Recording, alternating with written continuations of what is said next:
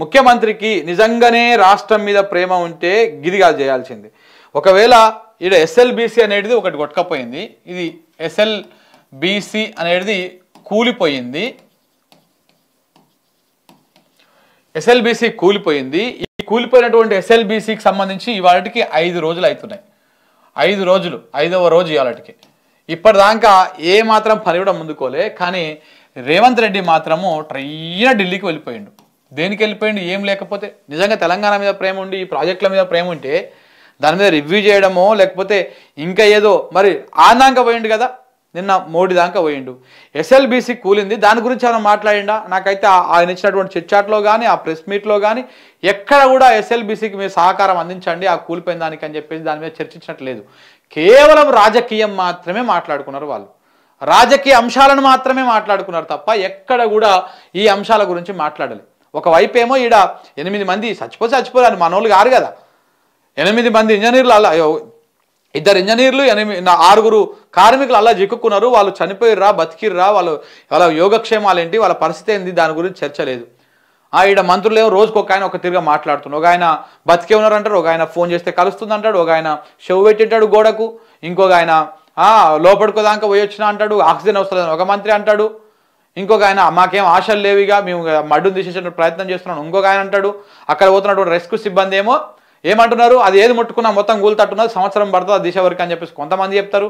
ఇవన్నీ కూడా చాలా అనుమానాలకు తావిస్తూ ఉంది, చాలా అనుమానాలకు తావిస్తూ ఉంది. ముఖ్యమంత్రి కలిసి దాని మీద పట్టించుకోడు. ఇంకా పైకి వెళ్ళి ఢిల్లీకి పోయి ఏం మాట్లాడతాడు, ఇగో ఏమంటాడు, బీఆర్ఎస్ నిర్లక్ష్యం వలన ఎస్ఎల్బిసి కూలింది అంట. నిన్న మాకు ఇదే రిటైర్డ్ ఇంజనీర్ గారు ఎవరు శ్యాంప్రసాద్ రెడ్డి గారు ఇంటర్వ్యూ చేశారు, మన దాంట్లో కూడా ఉన్నది. నిన్న సాయంత్రం 7 గంటలకు లైవ్ వచ్చింది. ఎస్ఎల్బిసిని బీఆర్ఎస్ నిర్లక్ష్యం చేయలేదు, పనులు ఆగొద్దని చాలా సహకరించింది. బీఆర్ఎస్ 150 కోట్ల అడ్వాన్స్ ఇచ్చింది, కరెంటు బిల్లు కూడా మాఫీ చేసింది. మాఫీ మీన్స్ అంటే వాళ్ళకు ఫైనల్గా వచ్చే బిల్లు లోపల ఆ డబ్బులు కట్ చేసుకున్నటువంటి విధంగా వెసులుబాటు ఇచ్చింది. అది కూడా జగదీష్ రెడ్డి గారి ఇంటర్వ్యూలో కూడా చెప్పిండ్రు ఆయన, నేను క్యాబినెట్లో పెట్టి దాని అప్రూవల్ తీసుకున్నా అంటే ఏ ప్రభుత్వం చేయదు అట్లా. కానీ ఆ ప్రాజెక్టు పూర్తి అయిపోవాలని చెప్పేసి ఆ టెన్నలు పూర్తి అయిపోవాలని ఆ కాంట్రాక్ట్ కంపెనీ అవుతుందో జేపీ కంపెనీ, ఆ కంపెనీకి అన్ని రకాలుగా సహకరించింది. ఒక్క వీళ్ళే కాదు, మొదటి నుంచి వైఎస్ రాజశేఖర రెడ్డి ప్రభుత్వం సహకరించింది, తర్వాత ఈ ప్రభుత్వం సహకరించింది, ఇప్పుడు ప్రభుత్వం కూడా సహకరిస్తూ ఉంది. కేసీఆర్ ప్రభుత్వం ఇప్పుడు ప్రభుత్వం కూడా సహకరిస్తూ ఉంది. అయినా కానీ ఆ జేపీ కంపెనీ ముందుకు పోతలేదు, ఒక అడుగు ముందుకు పోతే 4 అడుగులు వెనక్కి అన్నట్టుగా అవుతా ఉందని చెప్పేసి నేను ఆయన మా ఇంటర్వ్యూలో కూడా చెప్పడం జరిగింది. సో కరెంటు బిల్లులు కూడా మాఫీ చేసింది.